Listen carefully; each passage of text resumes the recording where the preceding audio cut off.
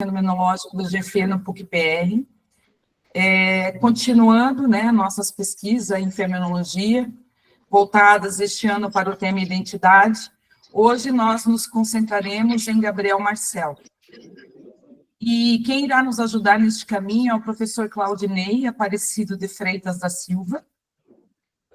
O professor é professor nos cursos de graduação e pós-graduação em filosofia da UniOeste, em Toledo.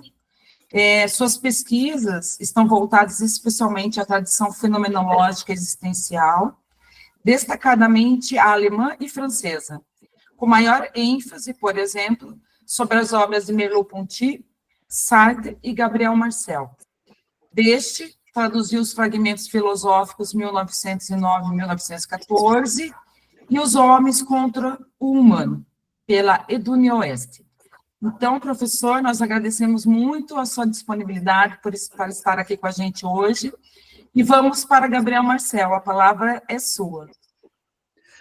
Inicialmente, eu quero congratular a toda a comissão, a equipe organizadora desse belíssimo projeto temático, que é o Grupo de Pesquisa FENO, da PUC, do Paraná, Curitiba, ao qual se filiam meus queridos amigos e colegas, né, de longa data, de trabalho, professores Erickson Sávio Falabretti, professor Federico Ferragutto, a Simone, que está mediando, né, esta live, a Cristiane, e também meu atual orientando pesquisador uruguaio, que iniciou o doutorado ano passado aqui na universidade, comigo, que é o professor Diego Pereira Martins Rios, que também toma assento aqui agora, nesse momento, neste encontro. E o espírito deste evento, se eu entendi bem, salvo o melhor juízo, é justamente a gente poder estabelecer uma espécie, vamos dizer assim, de roda de conversa, né? Acho que esse é o espírito que nos une, que nos irmana aqui. Bom seria, claro, se nós pudéssemos estarmos aí fazendo um café filosófico ao vivo, né, presencialmente, mas é com uma imensa alegria que eu, de fato, agradeço pelo precioso, inestimável convite, uma honra imensa, porque é um projeto que vocês já vêm conduzindo já há algum tempo, e este ano, em especial 2025, haverão outras rodadas, né, como essa, de um encontro aí marcado, e que se irmana muito com o espírito do trabalho com a qual a gente se identifica, né? E por falar em identificar-se,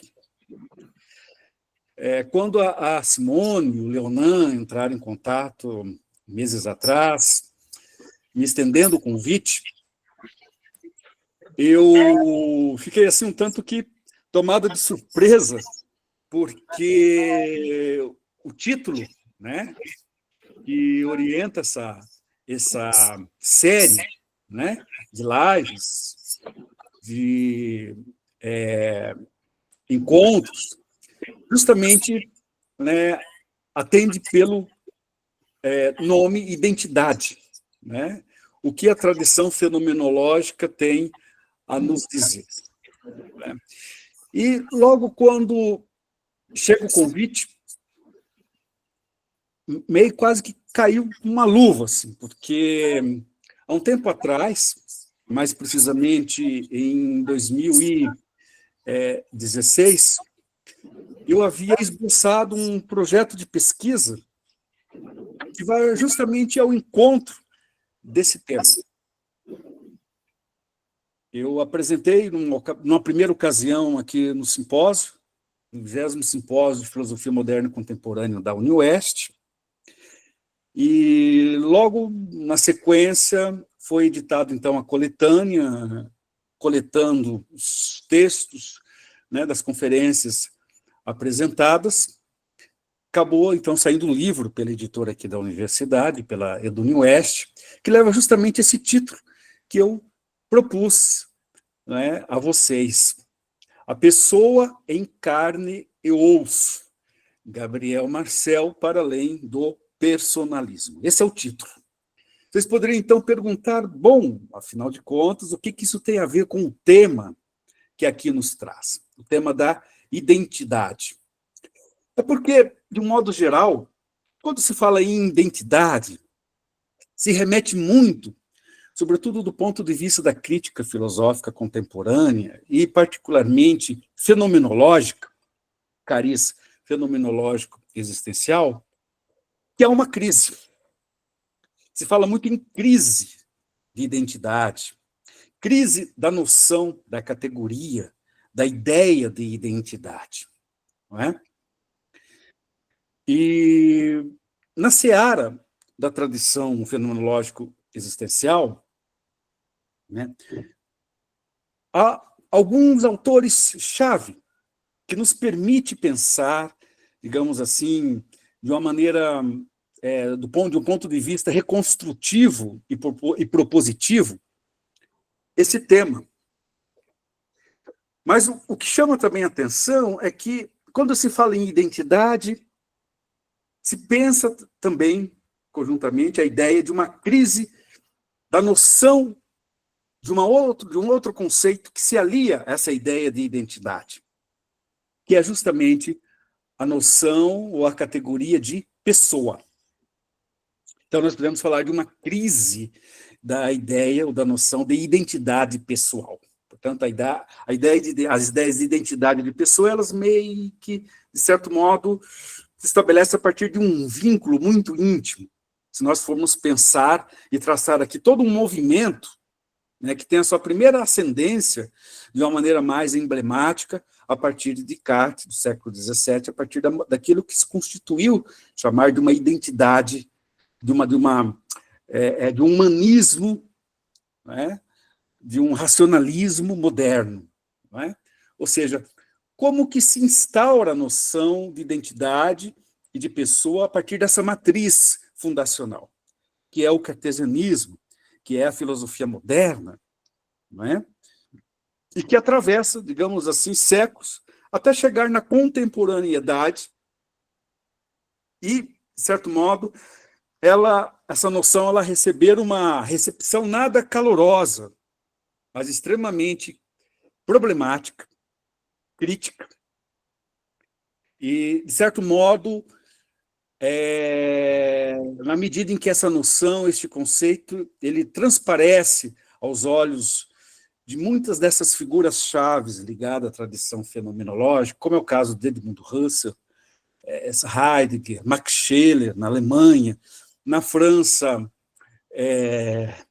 Merleau-Ponty, Sartre, Paul Ricoeur, Levinas, Michel Henry, e dele, que é quem eu mais vou, digamos assim, tomar assento aqui na minha fala, Gabriel Marcel. Como que, no contexto, não é? No horizonte dessa tradição, esse tema ele se circunscreve criticamente. Então, isso, de fato, assim, me levou a, mais que de imediato, aceitar o convite, estar aqui com vocês, para, digamos assim, extrair, né, alguns elementos que me parecem assim essenciais para essa discussão, sobretudo em torno da obra de um autor, como é o caso de Marcel, que por várias razões, né, é um autor que está sendo descoberto muito recentemente, né, somente aqui no Brasil, já assim uma pequena e incipiente rede de pesquisa, de trabalho em torno da sua obra, né? E como também na Europa, especialmente na Itália, né? Um exemplo disso que eu estou, né, comentando são 4 livros que depois, no final aqui, né, da nossa live, a Simone vai expor aqui, né? São 2 livros que eu organizei e 2 que eu traduzi de e sobre Gabriel Marcel.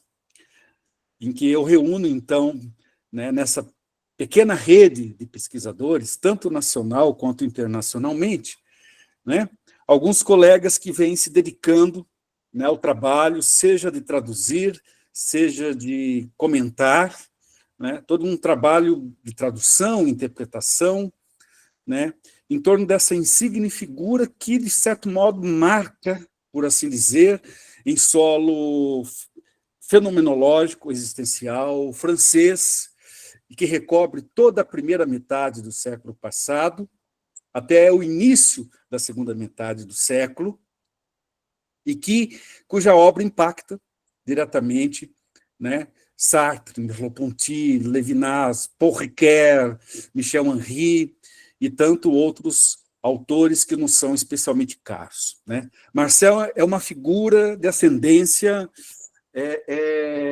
decisiva, né, no interior desse debate. E quando o tema é a identidade, e, sobretudo, correlativamente a ela, né, a própria noção de pessoa, isso se torna, ao meu ver, ainda mais impactante. Muito embora Marcel não tenha, digamos assim, consagrado um livro, uma obra por inteiro sobre esse tema, né? Esse é um tema que a gente vai cotejando em alguns dos seus escritos, né? Alguns textos relativamente curtos, mas que já desenham um certo panorama, né, de como que ele se situa, né, no interior desse debate. Então, é com esse interesse mais imediato que eu não só aceitei o convite, como aqui estou, né, para refletir aqui com vocês. Eu havia também compartilhado esse texto mencionado, que eu publiquei em 2016, que saiu aqui pela editora da EduNoeste. Depois a Simone, ela, se não compartilhou com todos, pode vir compartilhar com vocês. Eu não vou aqui me ater e ficar aqui lendo o texto.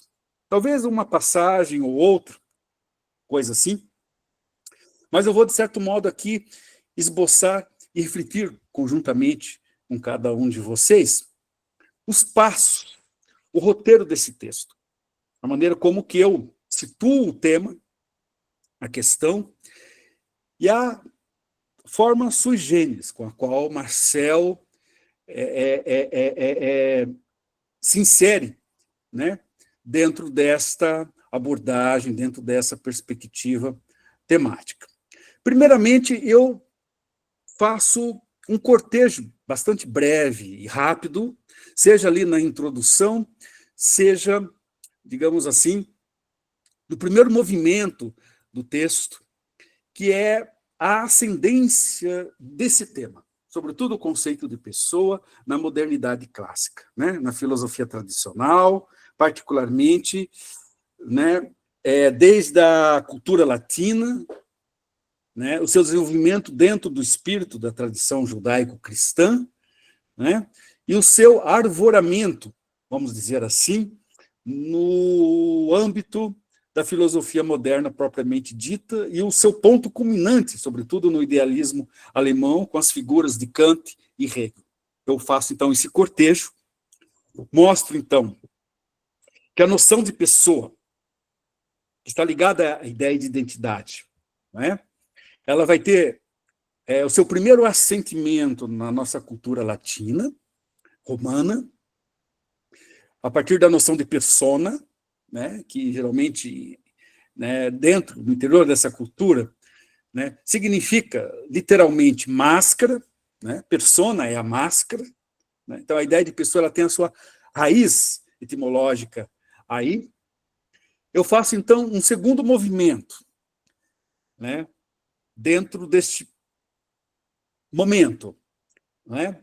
Aí a passagem da cultura latina, da cultura medieval, para a cultura propriamente moderna, em que tanto os grandes pensadores, mestres do século XVII, e aqui não estou falando apenas de Descartes, né, de Malebranche, de Spinoza, dentro daquilo que o Merleau-Ponty vai chamar de grande racionalismo, né, mas também dos pensadores como Locke, David Hume, não é? Leibniz e tantos outros se situam dentro dessa perspectiva, digamos assim, racionalista, né?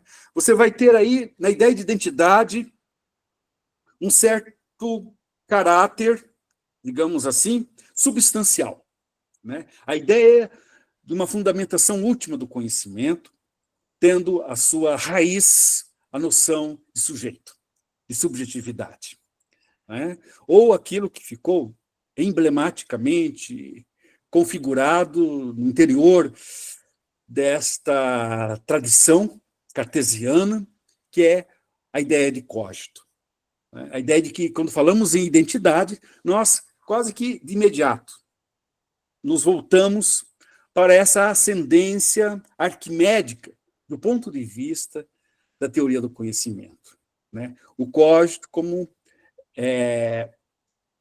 o berço, não é? O princípio pelo qual, em última análise, nós conhecemos de maneira evidente, portanto, clara e distinta, não é? E, portanto, de uma maneira certa, indubitável, o conhecimento acerca das coisas, né? E quando Descartes ele se debruça fundamentalmente, né, nessa ideia, nesse princípio arquimédico, ele vai estar justamente aí traçando, em linhas gerais, o sentido último daquilo que nós poderíamos caracterizar como identidade, né? A ideia da identidade, ela se reporta sempre à ideia de um ego, de um eu, de uma consciência, né? Enquanto espírito, alma, fundamento último de todas as coisas. Então, essa vai se tornar, digamos assim, a pedra de toque, o abre sésamo do pensamento ocidental, como vai caricaturar Merleau-Ponty, não é? Ou seja, o cogito cartesiano ele se torna assim essa figura emblemática, icônica, a partir da qual nós podemos pensar a ideia de identidade e de um ponto de vista, sobretudo, ético, a noção de pessoa, né? Que, é claro, vai ser justamente em pleno século XVIII, né? Esse momento que que ficará conhecido como o século das luzes, que entra em cena uma outra importante figura, que é Kant. Vai escrever dois importantes trabalhos, um de menor fôlego, que é a fundamentação da metafísica dos costumes, e outro, que é a sua segunda grande crítica, a crítica da razão prática, em que ele vai justamente consagrar a noção de identidade pessoal, a noção de pessoa, né? Digamos assim, esse caráter ilustrado, né?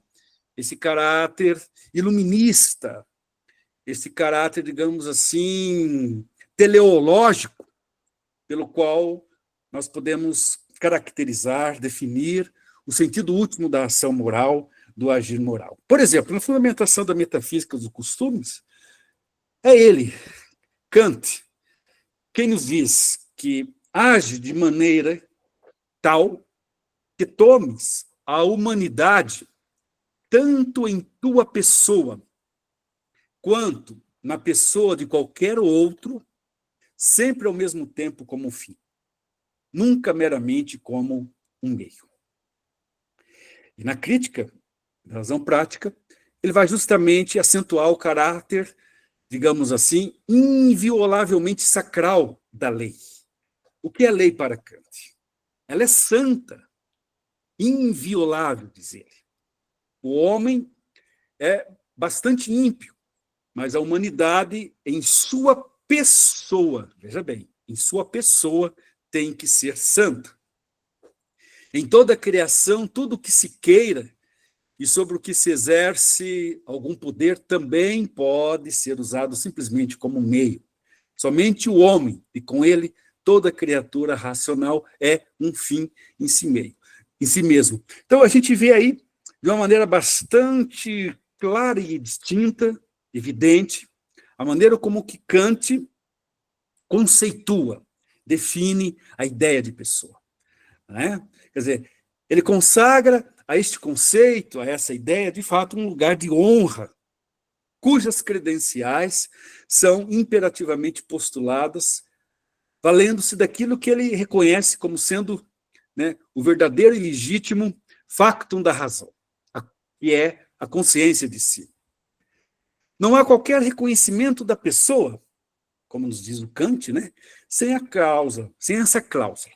Né, essa cláusula de uma autonomia do sujeito definido como um fim em si mesmo. O que é, então, a humanidade para ele?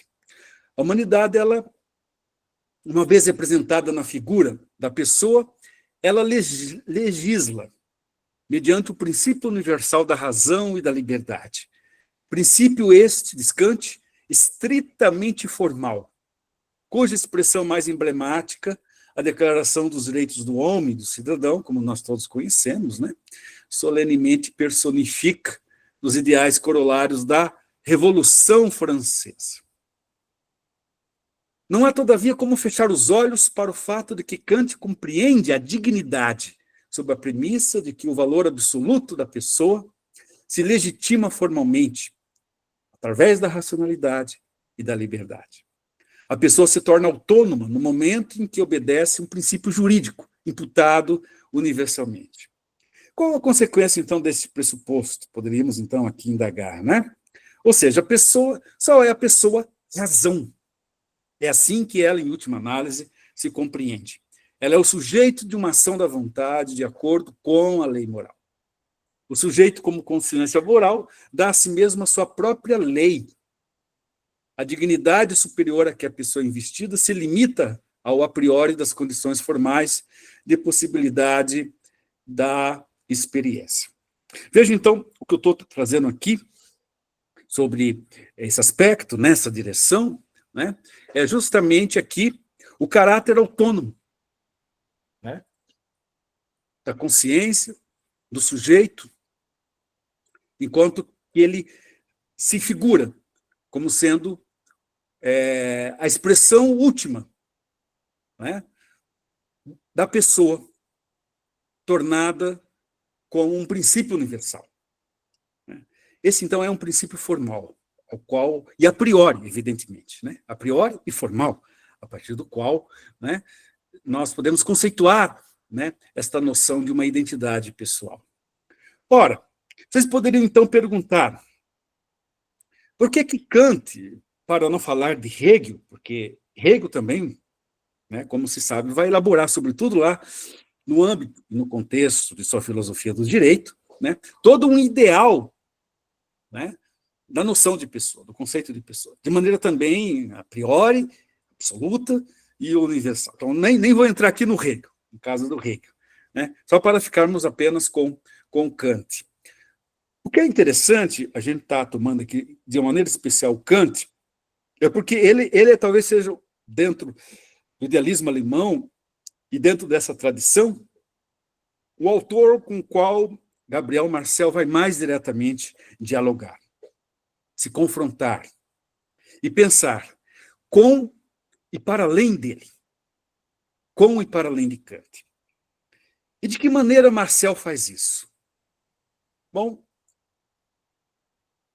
indo ao encontro, portanto, né, do espírito do tema que aqui nos traz, no sentido de que o que há no contexto da tradição fenomenológica, nós podemos repensar a noção de identidade, e com ela aqui, né, a própria noção de pessoa, nós temos uma primeira figura, assim, que me parece assim, decisiva, e que vai assim repercutir muito nessa reelaboração crítica, nessa reformulação que Marcel vai se propor a fazer no que diz respeito à noção de pessoa. Ou seja, o que Marcel, entre esses autores ligados a essa tradição, que é a da fenomenologia e do existencialismo, vai, de certo modo, perspectivar, é uma ressignificação da ideia de pessoa, uma ressignificação da ideia de identidade. Né? Essa perspectiva. E o autor-chave para se pensar isso é justamente Max Scheler, que, para aqueles que conhecem, em linhas gerais, um pouco do seu trabalho, talvez a sua grande obra, né, que é o Formalismo em Ética, que ele vai justamente, né, nesse importante livro, nesse importante trabalho, alinhavar criticamente uma posição diametralmente oposta à de Kant, no sentido de que, para Scheler, né, ele vai pensar a possibilidade de uma ética diversa, só que não uma ética fundada idealmente, entre aspas, mas materialmente. Né?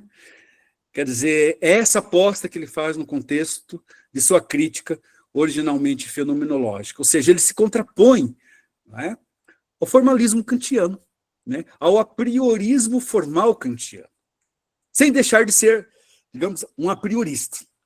Né? Ou seja, Scheler, ele vai justamente fundamentar, ele vai advogar a tese de uma fundamentação metafísica da ética, né, em sua concretude. Né? Ela é uma ética a priori, mas ela é uma ética, acima de tudo, material. Ou seja, Scheler vai querer pensar justamente a partir dessa ressignificação da noção de pessoa, e, portanto, de identidade, ele vai querer pensar em termos materiais, em termos concretos, em termos em que, quando se fala em pessoa, nós não temos mais como fazer a maneira de Kant de abstraí-la universalmente, né?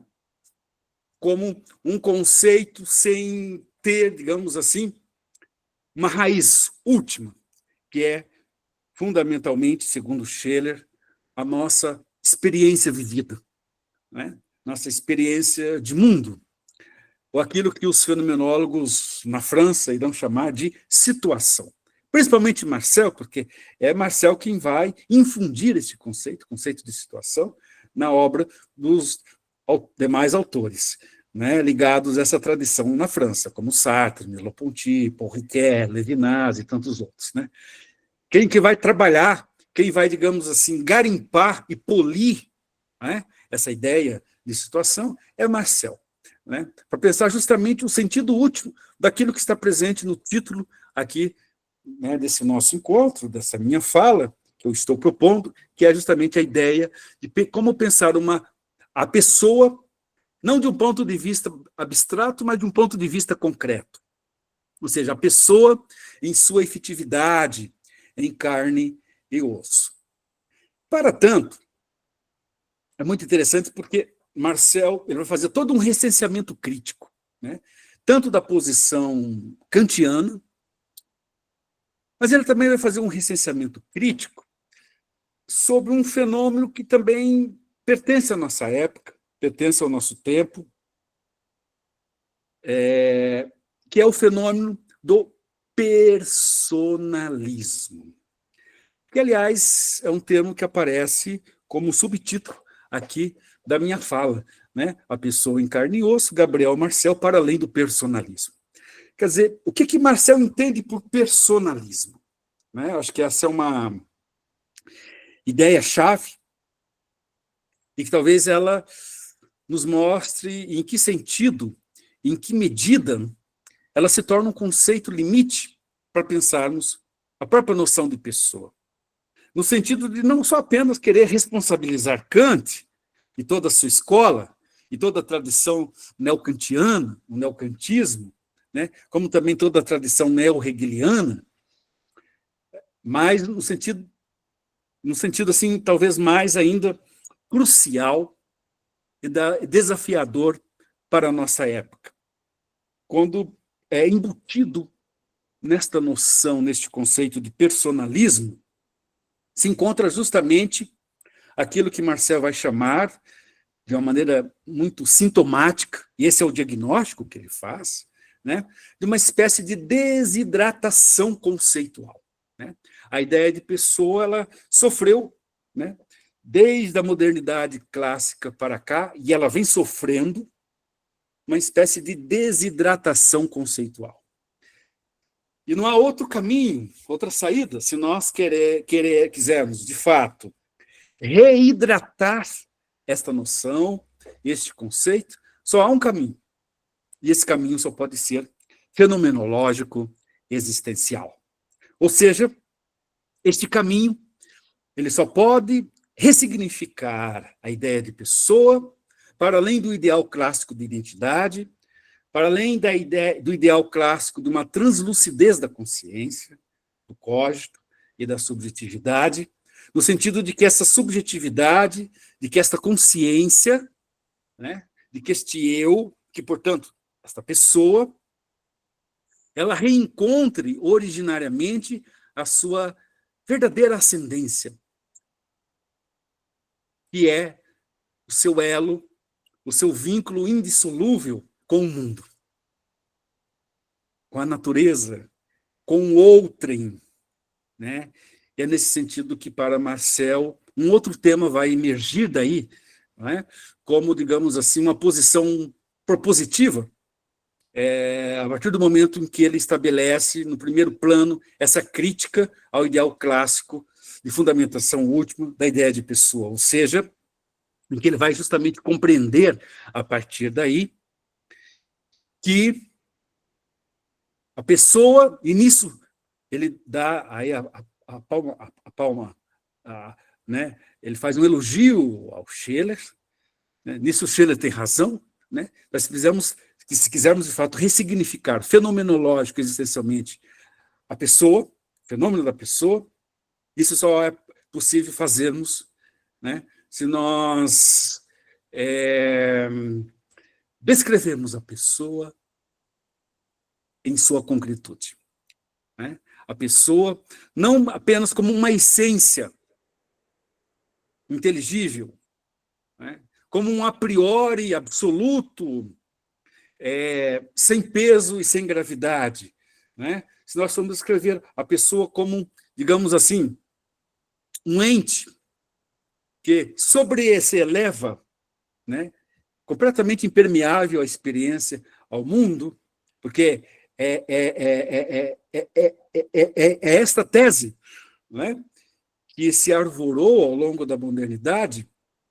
Só é possível, de fato, se confrontar com essa tese se nós reconhecermos, para além de todo universalismo, de todo apriorismo, de todo formalismo, mesmo o formalismo kantiano, né, nós pensarmos aqui o sentido útil da pessoa do ponto de vista da sua concretude, né, como um ser de experiência.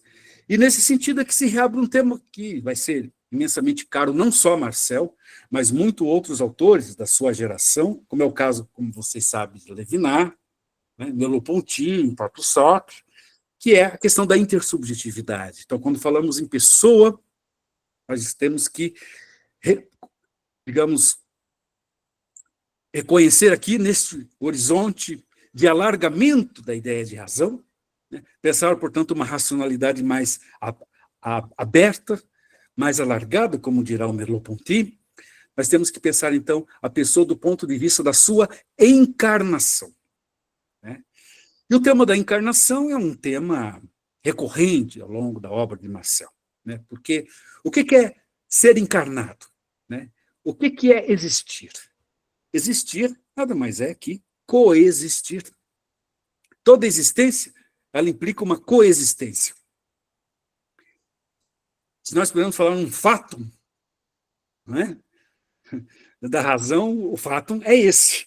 Ou seja, a ideia reguladora, vamos dizer assim, para usar aqui uma terminologia kantiana, né, pela qual Marcel e muitos desses outros autores ligados a essa tradição fenomenológica, eles vão, de fato, né, ilustrar esse sentido último do nosso pertencimento, né? Esse pertencimento ele se dá à luz da nossa experiência carnal, da nossa experiência corporal, não só com as coisas, com a natureza, com o mundo, mas também com o outro, né? E é por isso, então, que o elemento da interpessoalidade, o elemento da intersubjetividade, o elemento da alteridade, ele aparece aí, o elemento do tu, como diria Martin Buber, né? Ele aparece aí, né, nesse horizonte, digamos assim, comunitário, pelo qual nós podemos nos acercar de um sentido genuíno, originário, portanto, carnal, né, acerca da pessoa. Vocês percebem que eu usei uma expressão que não é de Marcel, é uma expressão que a gente encontra em outros autores, sobretudo Russell, essa ideia de carne e osso, né, que é um pouco o título dessa minha abordagem aqui com vocês. A pessoa em carne e osso. Olha bem essa expressão, né? Carne e osso. Qual que é o significado dela? Né? Se a gente vasculha muitos dos textos dos escritos de Russell, nós vamos encontrar essa expressão, né? E ela tem assim, um sentido muito profundo. Eu gostaria aqui de trazer de um ponto de vista fenomenológico.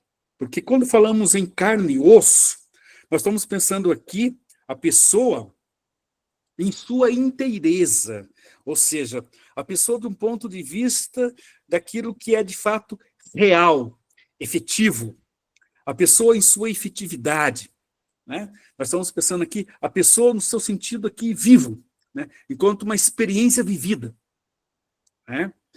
Porque quando nós remontamos a tradição filosófica, a tradição do pensamento, da ciência, né? Se nós lembrarmos, por exemplo, aqui a famosa tela Lição de Anatomia do Dr. Tupio, do Rembrandt, grande pintor, artista holandês, período renascentista, essa tela, ela retrata muito bem um certo ideal clássico, né, da noção de corpo, né, da noção de homem. O homem sempre sendo compreendido a partir desse dualismo psicofísico, né, que Descartes iria sacramentar, né, em sua filosofia, e que muitos outros iam pegar carona, como Hobbes, por exemplo, que vai, né, elaborar toda uma teoria mecanicista, né, acerca do homem. Né? O homem nada mais é do que uma máquina. E não é assim que Descartes, né, escreve lá no seu tratado sobre o mundo, né? O homem, Deus criou o homem nada mais é do que uma máquina de terra, criada por Deus, né? Dotada de tais e tais funções, né? Que opera tais e tais movimentos.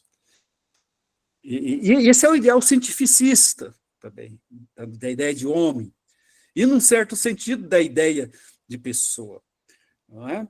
E é por isso que Marcel vai justamente dizer o seguinte: bom, olha, é esse ideal cartesiano, né, que é o ideal em que o homem é definido não a partir do corpo vivo, mas do corpo morto. Né? A tela de Rembrandt retrata isso, ilustra isso, né, de uma maneira muito hábil.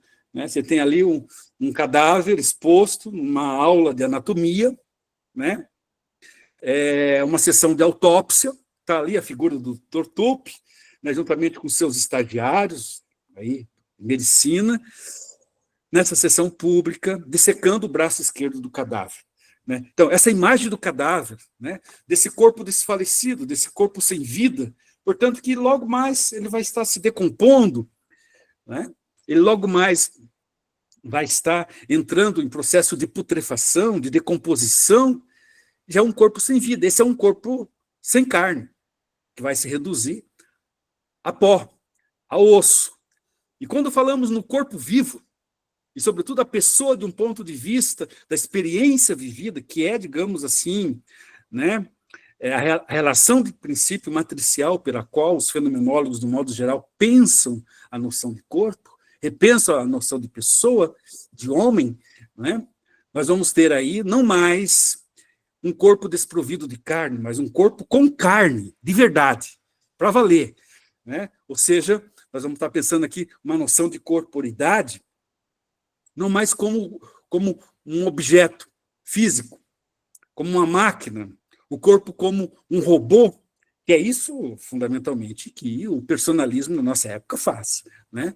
No sentido de um ponto de vista daquilo que nós poderíamos caracterizar aqui da agenda política, ideológica,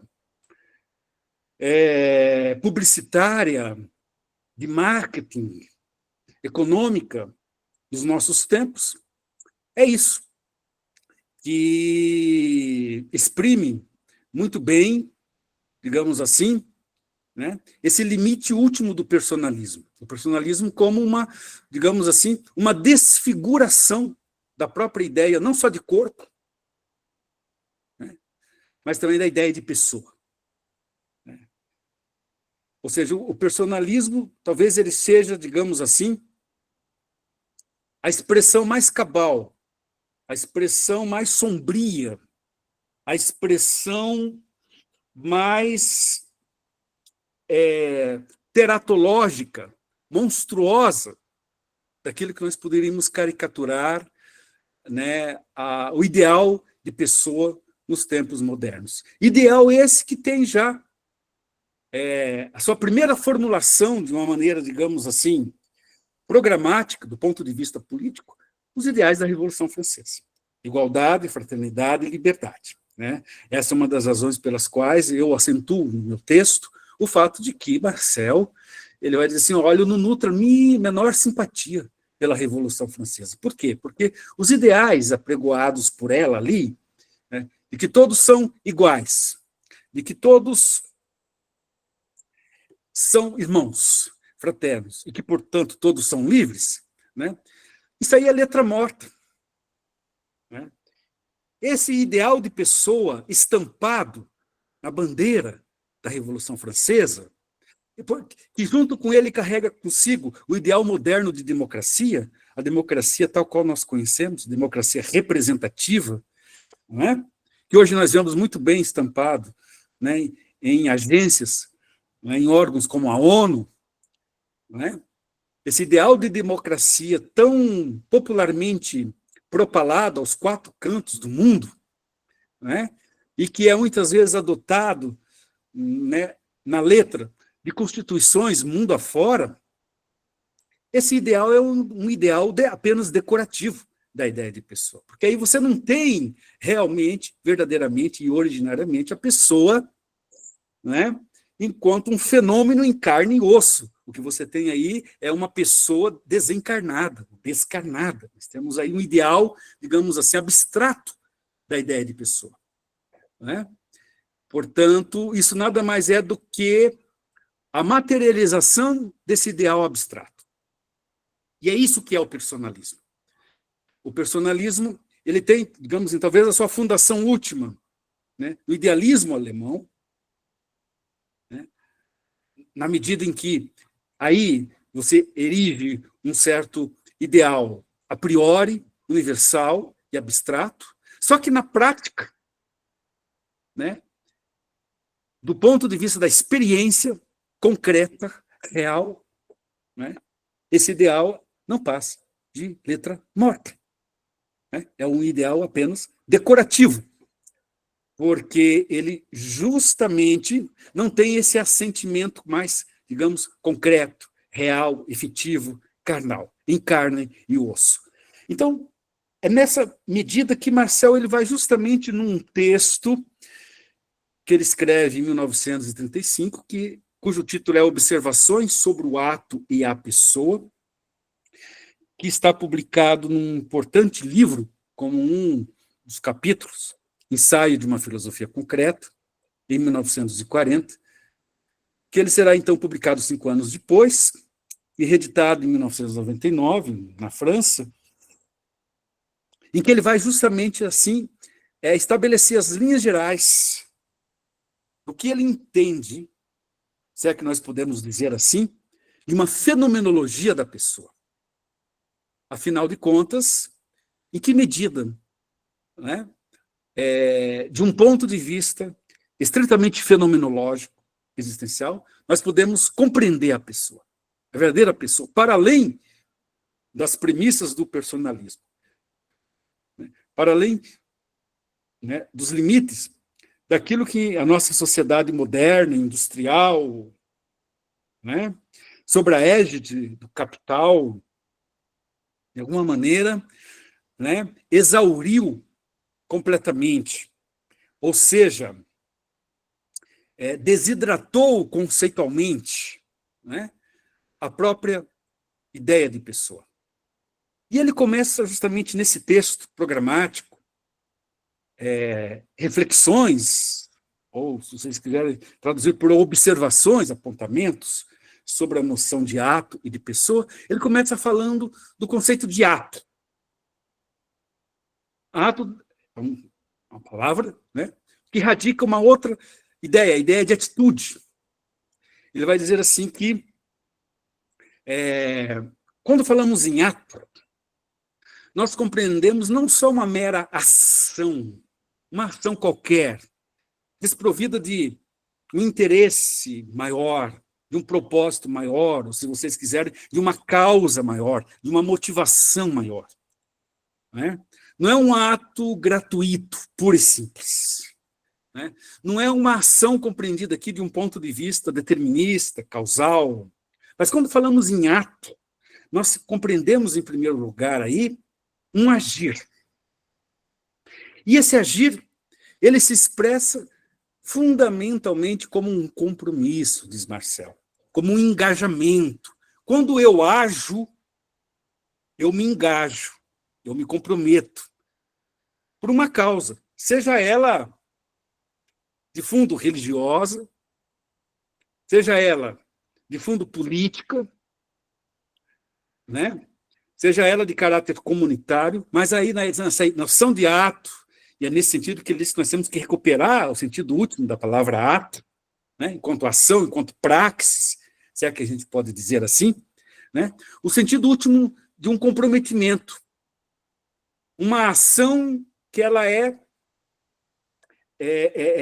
firmada a partir de um propósito. E de um propósito justamente consciente. Todo ato, todo verdadeiro ato, ele parte de uma tomada de consciência diante da realidade, uma leitura crítica da realidade, uma análise de conjuntura da realidade, do mundo que nos cerca, dos acontecimentos, de tudo que está ao nosso redor, da situação humana, aquilo que o Heidegger e o Sartre vão chamar de facticidade. Né? Esse ato, ele implica, essencialmente, um ato que pode ser também de fé, obviamente, né? Mas é um ato que se traduz, né, numa obra. Né? Para fazer uso aqui, talvez, de uma passagem por vocês, por todos nós, bastante conhecida, extraída lá do Novo Testamento, uma passagem bíblica. A fé sem obras é morta. Ou seja, não basta eu apenas ter fé. Não basta, no caso do cristão aqui, né, apenas orar, rezar. É preciso que eu traduza, né, esta fé, essa profissão de fé, numa ação concreta, real, efetiva. Ou, para usar a expressão dos fenomenólogos, né, em carne e osso. Ou seja, falar em ato implica, essencialmente, este vínculo com a ideia de engajamento. Ora, acho que aqui a gente, nesse momento, já começa a cantar a pedra. Na medida em que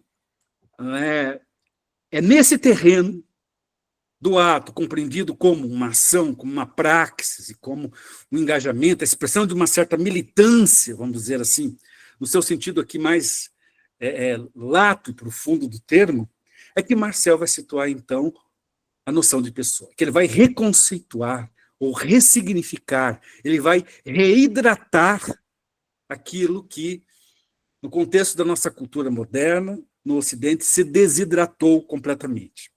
Ou seja, quando falamos, portanto, em pessoa, a verdadeira pessoa em carne e osso, essa pessoa real, né, compreendida do ponto de vista da sua efetividade, nós já estaremos aqui léguas, muitas léguas, longe, bem distante, né, de um certo ideal abstrato da ideia de pessoa, que é, muitas vezes, uma ideia que se torna vazia, estéril, porque ela não tem lastro na experiência. Né? Ela não está rente ao chão da experiência. Ela se torna, muitas vezes, assim, né, uma ideia muito esquálida, né? Porque ela não traduz o sentido último da experiência. Portanto, quando nós falamos em pessoa, ligando, portanto, a essa ideia de ato, porque para Marcel não tem como eu separar o ato da pessoa e a pessoa do ato. São, digamos assim, dois fenômenos que se entrecruzam e se explicitam mutuamente. Ou seja, Marcel vai justamente caracterizar a pessoa. Alguém só pode se tornar uma pessoa se ela estiver livremente engajada na sua ação, na sua praxis. É nesse sentido que ele vai distinguir a autonomia, no sentido kantiano, da ideia de liberdade. Porque a liberdade não se confunde com a autonomia. A autonomia é uma função, não é?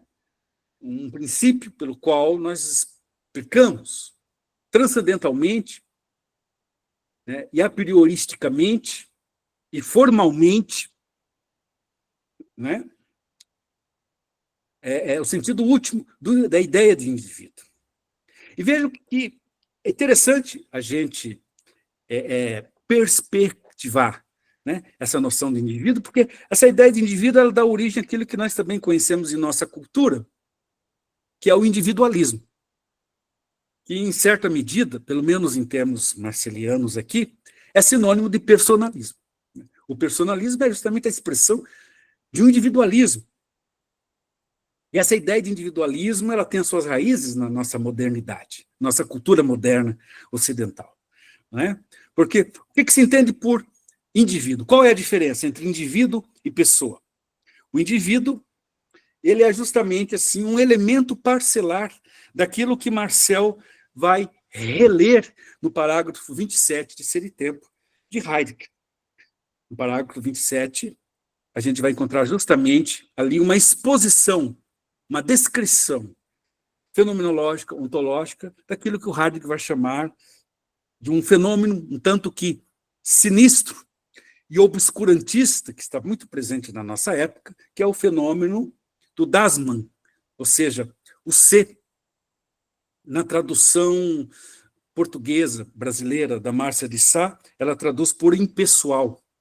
E na tradução do Fausto Castilho, né, que é de 2012, que saiu em coedição entre a editora da Unicamp com a Vozes, o Fausto traduz por a-gente. Né? O que é esse fenômeno do ser?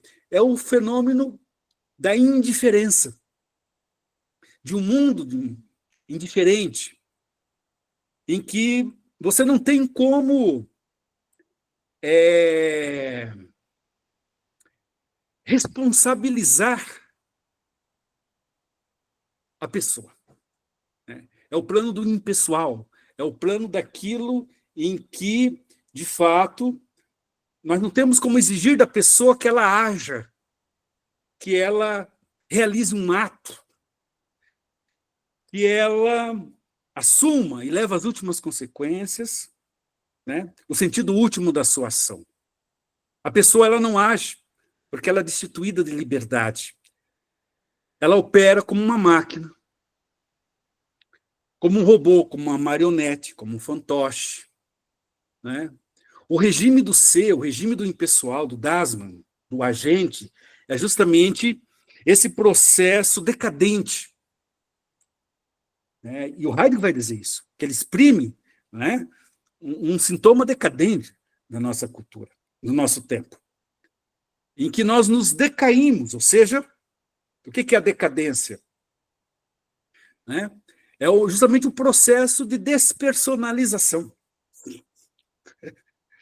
Isso é o personalismo, em que isso vai muito ao encontro também daquilo que o grande filósofo espanhol Ortega y Gasset, quando escreve lá A Rebelião das Massas, que, aliás, é uma obra muito interessante, que o Marcel faz referência, né, nesse debate, na sua obra, em que as massas elas se rebeliam, mas as pessoas elas não agem concretamente. Né? A sua ação verdadeiramente não é uma ação. Né? Elas estão de tal modo, tão fantochizadas, elas estão, de certo modo, robotizadas, que não há lugar para o pensamento. Portanto, o regime do ser é o regime do não pensamento. É o regime da não capacidade de autocrítica. É quando é o regime do indivíduo. Ele que se torna incapaz de se olhar para o próprio espelho, olhar para si mesmo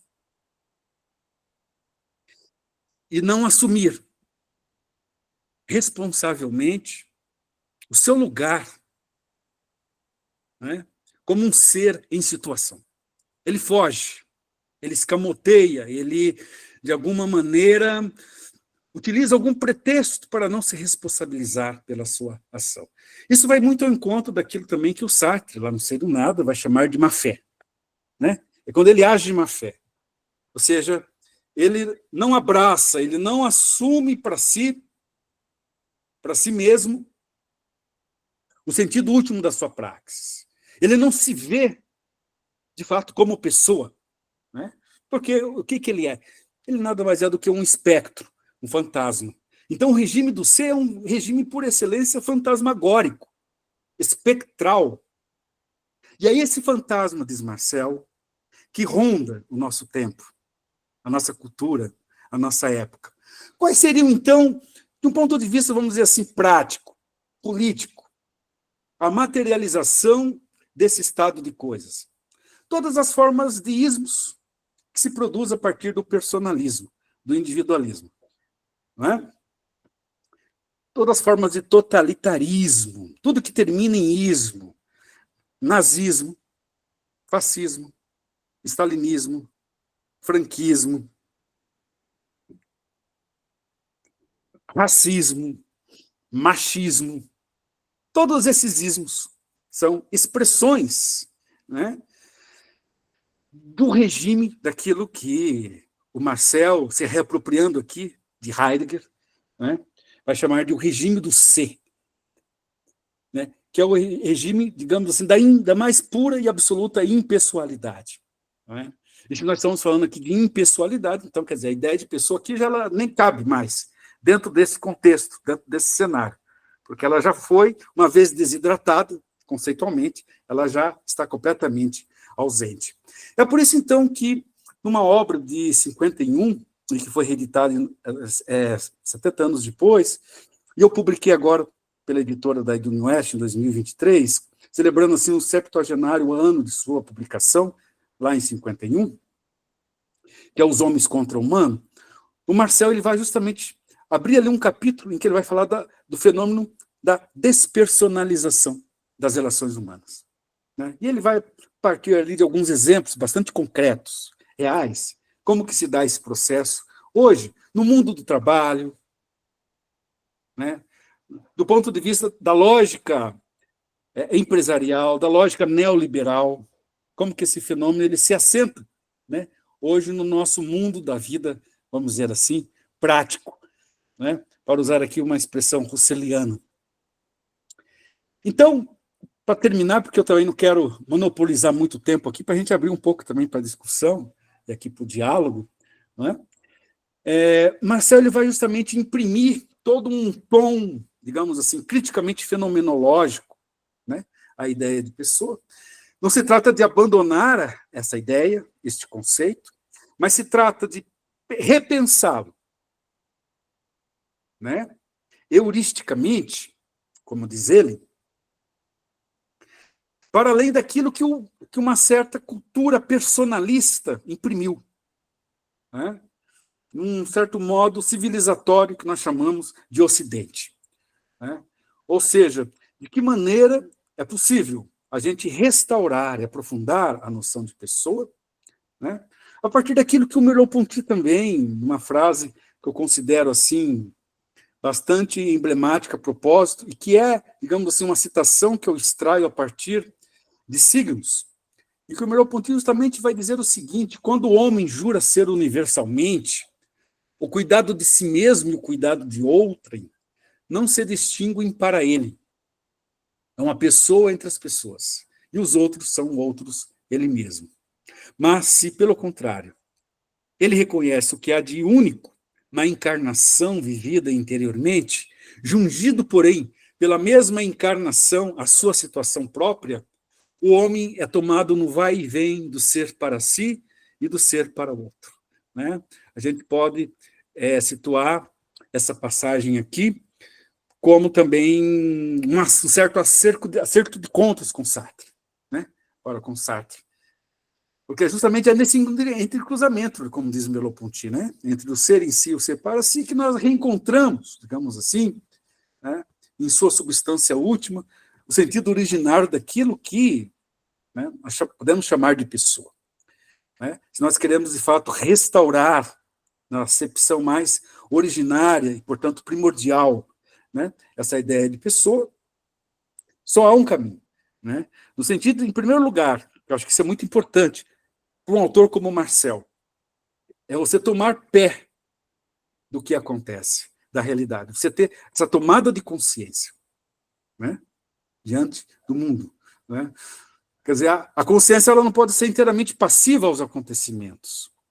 Falar em consciência é falar numa consciência situada, uma consciência encarnada, uma subjetividade que desde já, né, se faz no mundo, com o mundo e com o outro. Né? É só assim que nós podemos, então, recuperar, né, esse sentido último da ideia de pessoa, para além, né, daquele ideal clássico, da ideia de identidade. Né? Você repensar a identidade é você repensar criticamente, ressignificando-a, para além apenas enquanto um ideal abstrato, formal e meramente a priori. Caso contrário, você vai estar estampando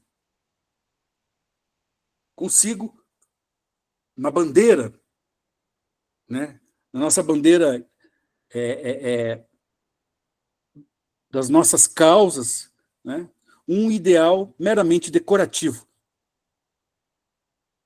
E é preciso, então, a gente dar um passo além dessa, digamos assim, cosmovisão de homem e de mundo, né, que se traduz, né, no Ocidente em tantas fórmulas personalistas. Bom, eu teria até mais coisas aqui para falar, mas, assim, partindo também do pressuposto de que vocês têm acesso aí ao texto, não é? Claro, é um texto que eu ainda preciso ainda revisá-lo, embora já tenha sido publicado, né? Mas ele, de certo modo, ele já lança,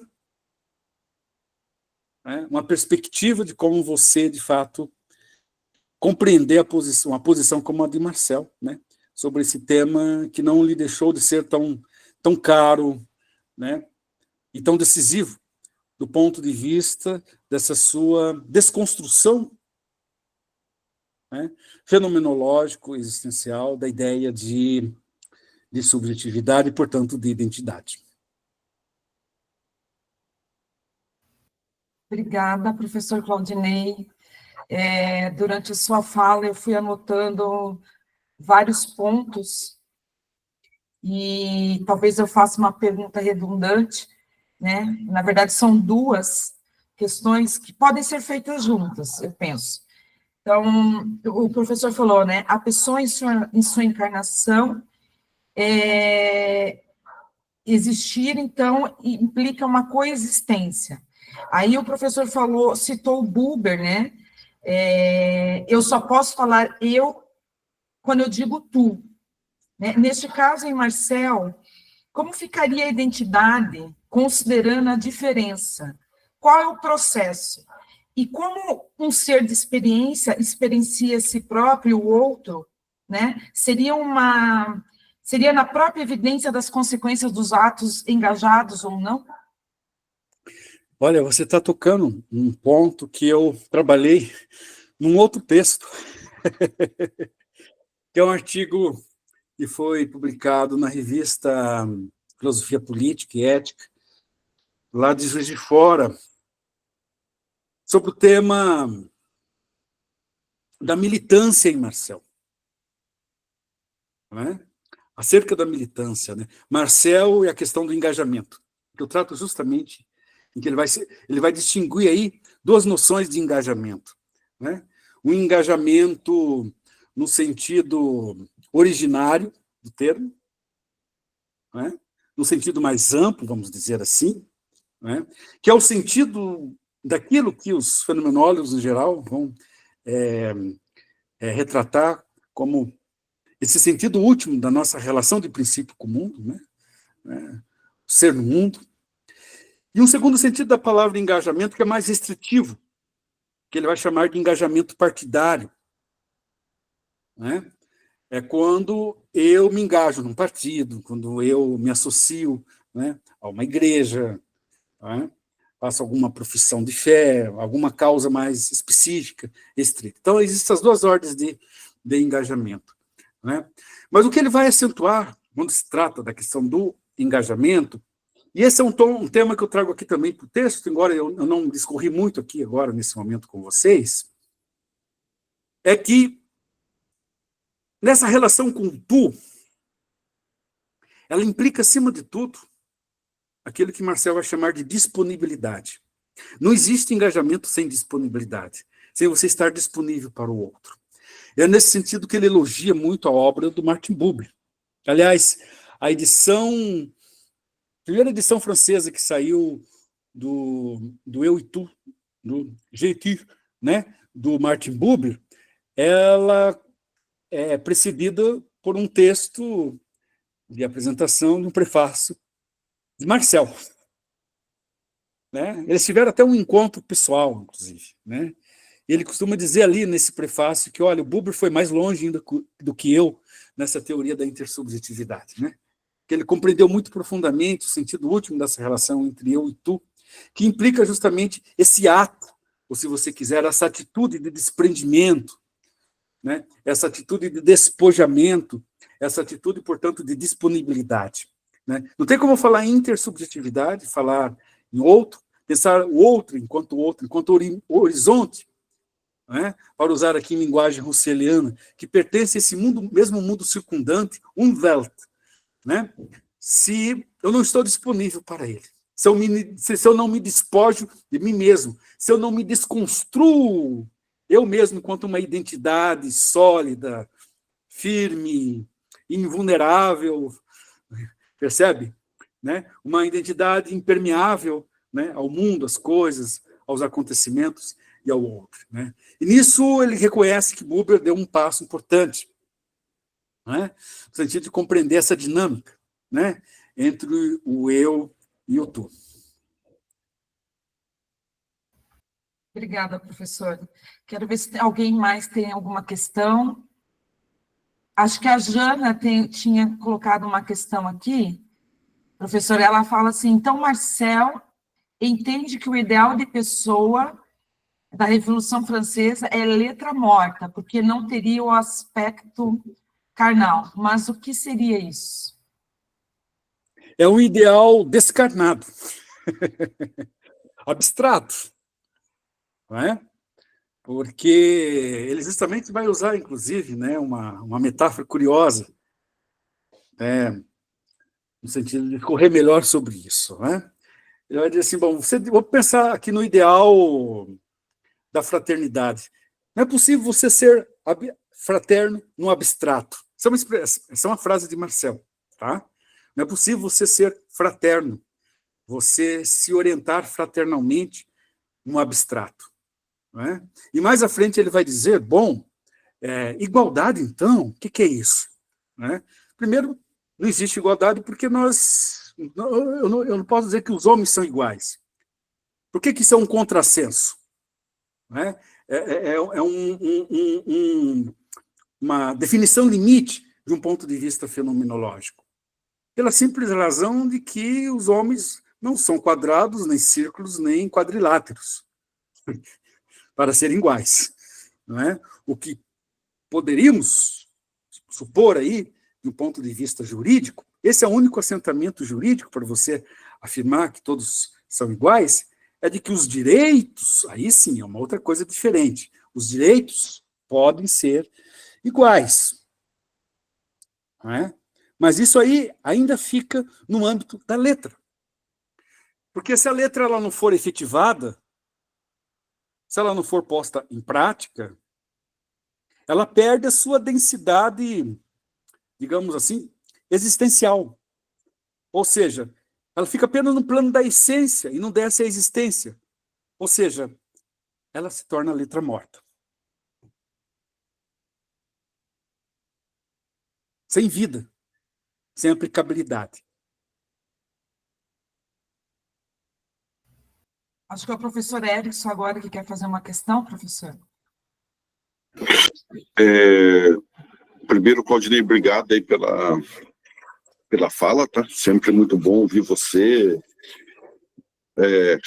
e a reflexão muito bem estabelecida aí sobre um tema fundamental da nossa época, né? Uhum. E pensar que a gente reencontra algumas respostas sobre o nosso lugar no mundo, a nossa relação com os outros, né? A partir da própria fenomenologia, a partir da ideia de encarnação, né? Que eu acho que é um ponto importante. E aí, a minha pergunta, que eu acho que vou pensar nessa perspectiva toda, e eu não sei como que o Gabriel Marcel responderia, porque vamos pensar no pressuposto da encarnação como uma espécie de premissa ontológica. Nós estamos encarnados no mundo, numa perspectiva de uma coexistência. Eu poderia até pensar, do ponto de vista do Marion, que a encarnação é um dom, é uma doação, é um dado, tá certo? Que doação nesse sentido, sabe? Que ele vai retomar do Husserl, né? Então, a encarnação é um dom, o nosso engajamento é um dom. E a gente sempre volta na ideia da encarnação para, de uma certa maneira, reconstruir uma nova perspectiva da subjetividade contemporânea. Nós teríamos que reconhecer a encarnação para... Mas como um dom, tem um detalhe importante, assim, do ponto de vista da nossa existência, a gente não desencarna. A gente só desencarna quando a gente morre, do ponto de vista, a gente deixa de estar no mundo numa perspectiva de coexistência, quando, enfim, a vida se esvai. Mas mesmo assim, quando a vida se esvai, a gente ainda permanece pelas nossas memórias, pelas nossas obras, por aquilo que a gente construiu. Não é isso? Pelo aquilo que a gente deixou, pelo legado. Acho que o Marcel fala muito disso, o Merleau-Ponty também fala dessa relação, né? A noção de duração, que vem do Bergson, né? Quer dizer que não é o tempo cronológico, não é nem o tempo biológico, mas aquilo que permanece do ponto de vista da nossa existência, aquilo que é durável e tem essa perspectiva assim, de uma encarnação que é essa persistência, essa durabilidade, esse dom.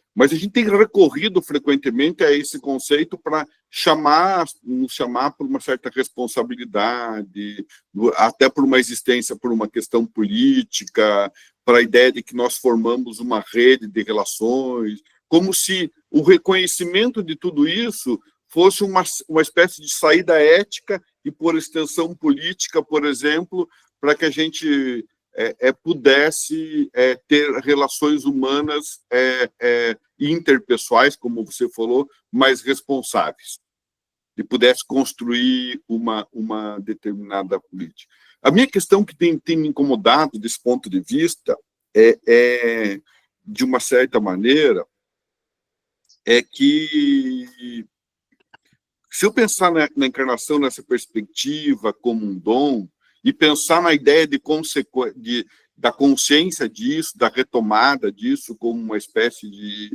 de tábua de salvação para uma existência comprometida e ética, eu fico pensando se esse argumento ainda ele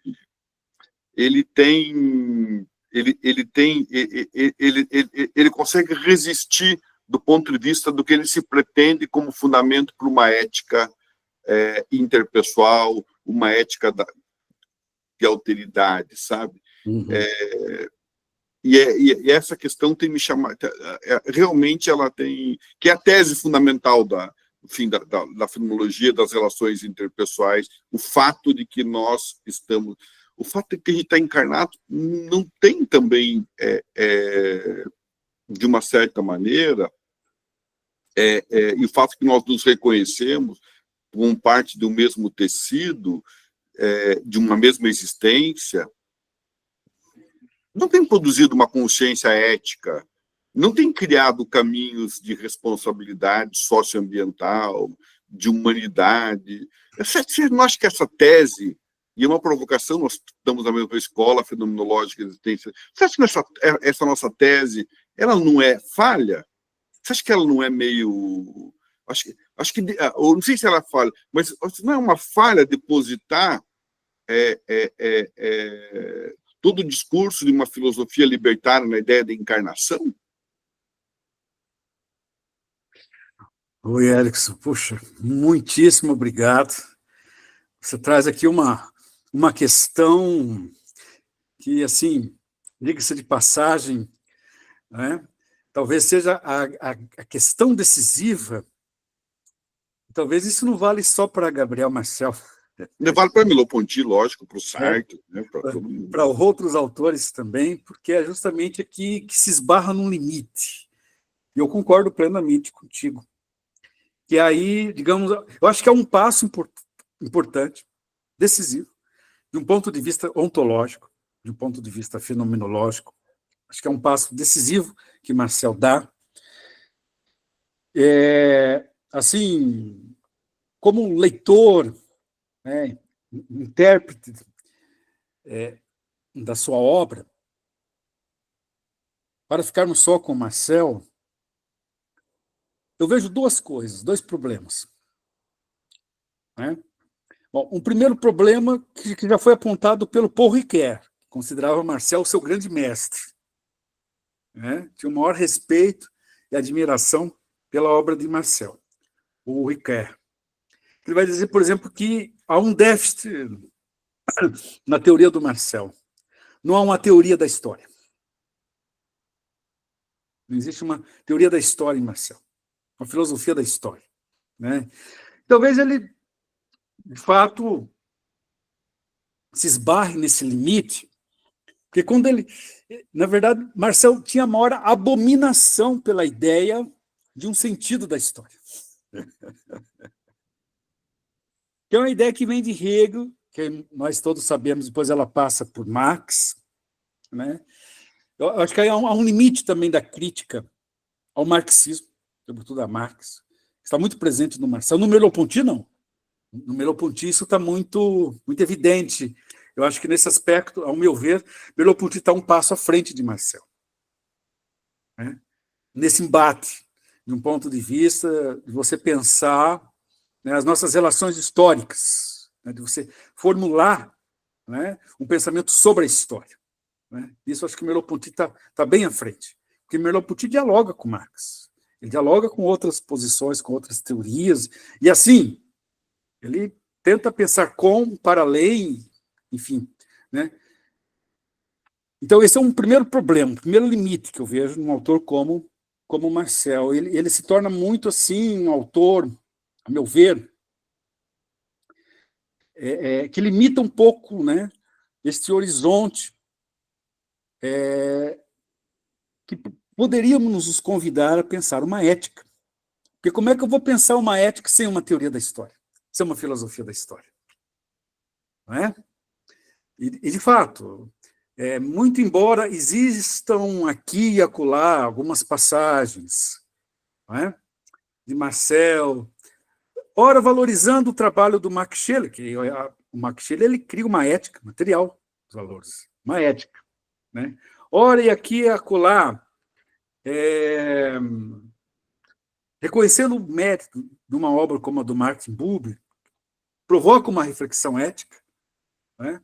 Ora aqui e acolá, embora ele não acompanhou suficientemente a obra do Levinas, porque o Levinas, sim, o Levinas ele vai até mais longe. O Levinas vai dizer, bom, a verdadeira filosofia primeira não é a metafísica, não é a ontologia, mas é a ética.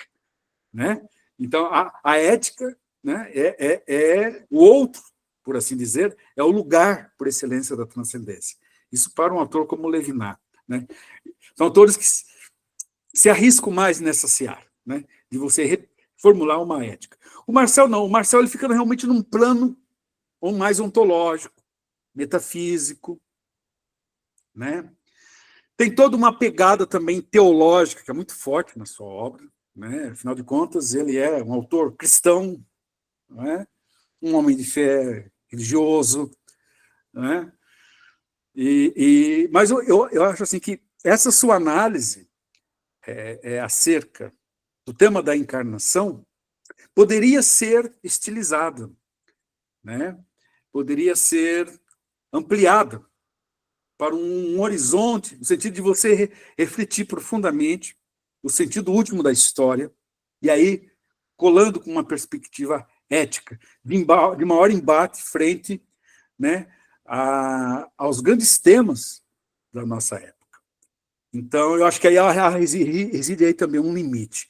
Um segundo limite que eu vejo, assim, um autor como o Marcel, né,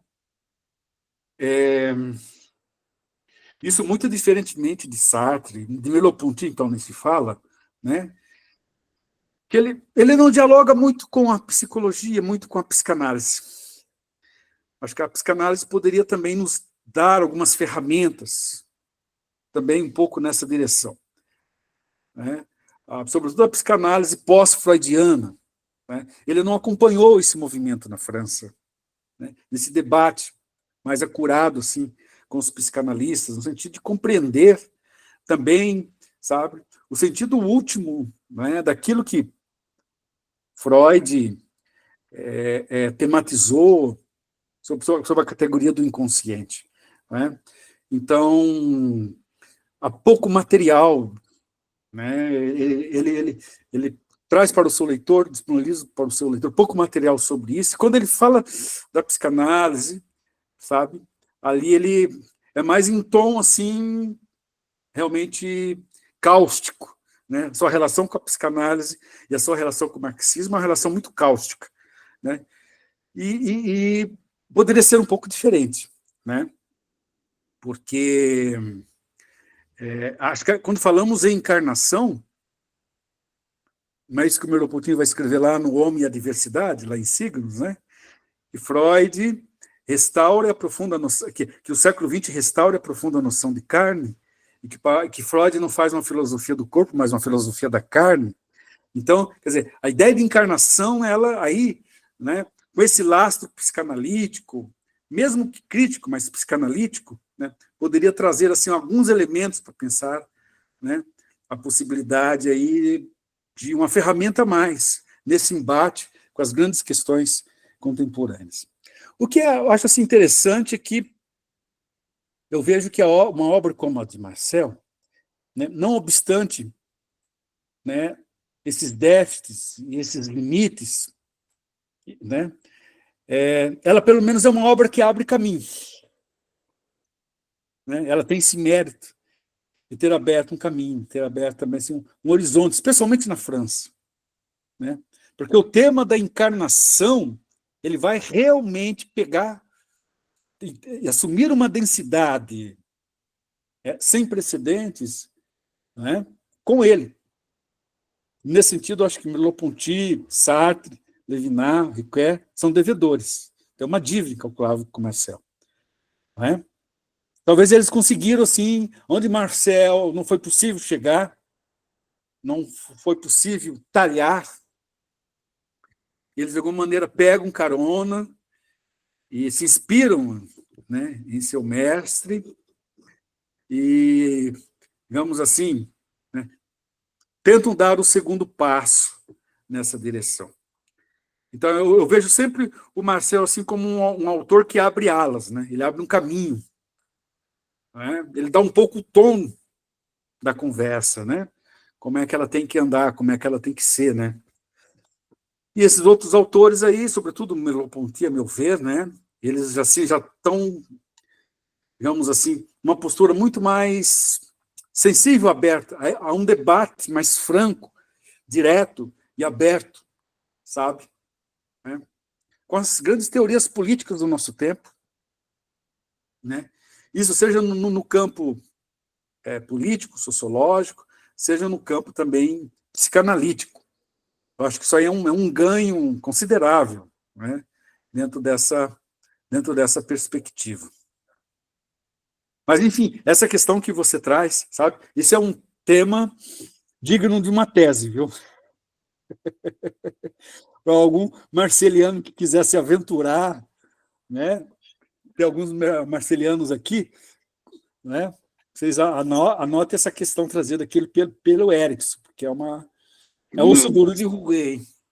Não, mas obrigado. Eu acho que você foi bem na questão e trouxe a questão da história e da questão da psicanálise. Eu acho que elas ajudam a gente a entender o quanto essa noção de encarnação é muito mais complexa do que a gente, e que, do fundo, da perspectiva da teologia, da filologia, talvez, a ideia de encarnação, quando eu penso politicamente, ela está dada justamente como uma espécie de um fundamento de direito político, né? Nessa perspectiva. Então, ela permite, por exemplo, que, pensando a ideia de encarnação, que de saída, todos os contratos e todos os acordos, pactos e todas vamos dizer assim, as relações de direito, elas estão assentadas numa mesma base ontológica, né? Que é justamente de todos os seres encarnados. Eu acho que, nesse sentido, ela resolve. O problema é a história, né? Quando ela entra. Então, mas eu acho que... Muito obrigado, Claudinei. Eu acho que o pessoal está saindo, né, Simone? Então... Sim. Eu acho que está na hora de terminar, na hora de dar tchau. Mas antes de dar tchau, né, professor, nós queremos agradecer muito a sua participação aqui no banquete. Será sempre bem-vindo. Foi muito interessante escutar a sua fala. Então, viu, Simone? Depois, se você puder postar ali as 4 capas. Então, é isso que eu ia falar agora. Eu já compartilhei as imagens das capas nos grupos que nós temos. Pode ficar tranquilo. Bacana, então. Ótimo. Então, eu vi que o Wagner levantou a mão ali antes, não sei se... Wagner?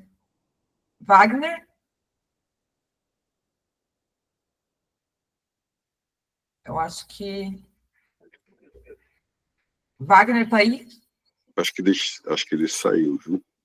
Não foi ele, não. Tá. Então, acho que eu vi mal.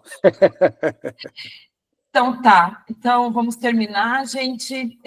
Só que antes de encerrar o nosso encontro, temos que avisar, né, que terá o próximo encontro, no dia 24/6, com o professor da Universidade Federal do Paraná, o André Duarte. E ele irá abordar o tema que nós estamos tratando esse ano a partir de Hannah Arendt. Estou bastante curiosa com esse tema a partir de Hannah Arendt. Então, muito obrigada, uma boa semana e até o próximo banquete fenomenológico. Um abraço, lisonjeado pelo convite, uma honra estar aqui com vocês e que, quiçá, possamos, em algum momento, estarmos juntos aí em Curitiba. Que assim seja. Em breve. Um abraço, Claudinei, um abraço a todo mundo. Tchau, tchau. Abraço, tchau. Tchau.